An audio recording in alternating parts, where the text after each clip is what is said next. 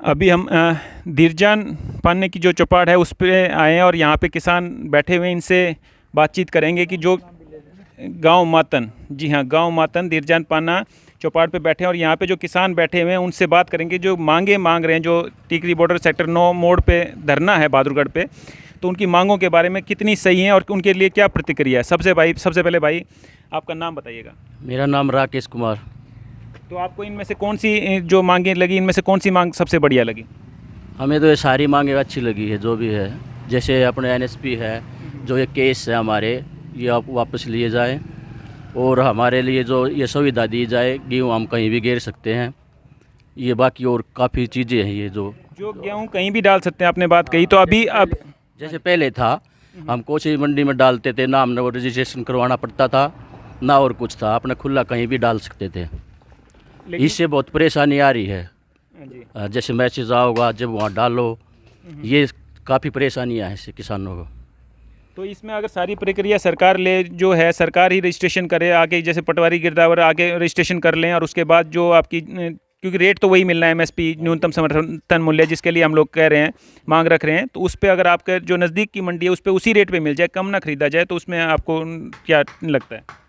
हमें तो जो रेट दे रहे हैं, जैसे ये भी ये है सरकारी, यही दे दो, पर अच्छी तरह अपना गेहूँ पहुँच जाए मंडियों में। अच्छा जी। हाँ, और परेशानी तो काफ़ी आ रही है। जैसे कागजाई कार्रवाई करो, जैसे बीमा करवाने जाओ, उसको जो बीमा करवाते देते हैं हमारी फसल का, वो तो मिलता नहीं हो, ज़्यादा जो मिलता है वो होना चाहिए, उसका उजाड़ नहीं मिलता है। तो ये मांग, जो आपकी दूसरी मांग है कि भी फसल बीमा की प्रक्रिया सरकार उसके ऊपर पूरा वो ध्यान दे और बीमा कंपनी से मुआवजा सुनिश्चित कराना सरकार की जिम्मेदारी हो।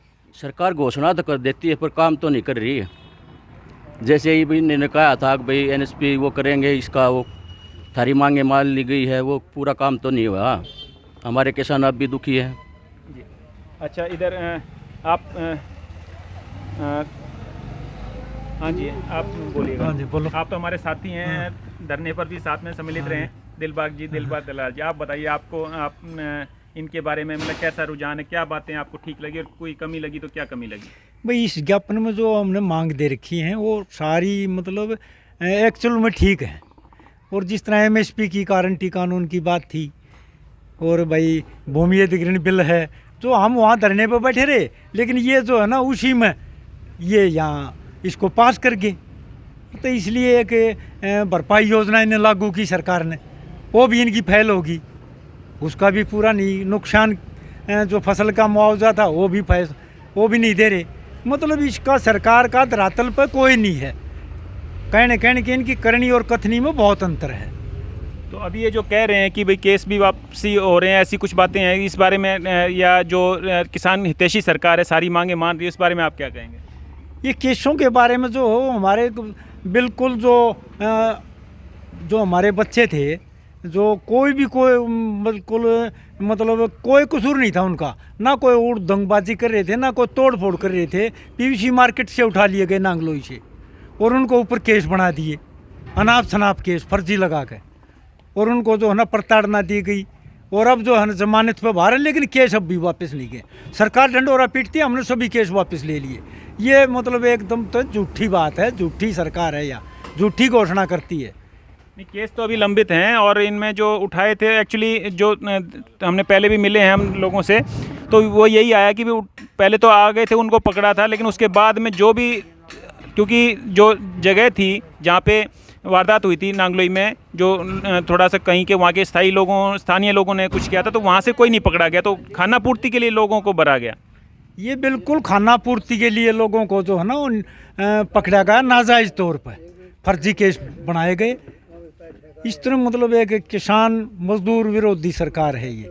इसके खाम खा झूठा डंडोरा किसान ऐसी अपने आप अपनी पीठ थपथपाती है, लेकिन किसान को जो है ना ये एक नंबर मतलब विरोधी सरकार है, किसान का कोई फ़ायदा नहीं कर सकती है। ठीक है जी। तो अच्छा, एक ये जो ज्ञापन देते हैं उनके कोई जवाब नहीं आती, इसकी समय सीमा है, उसके बारे में आप क्या कहेंगे?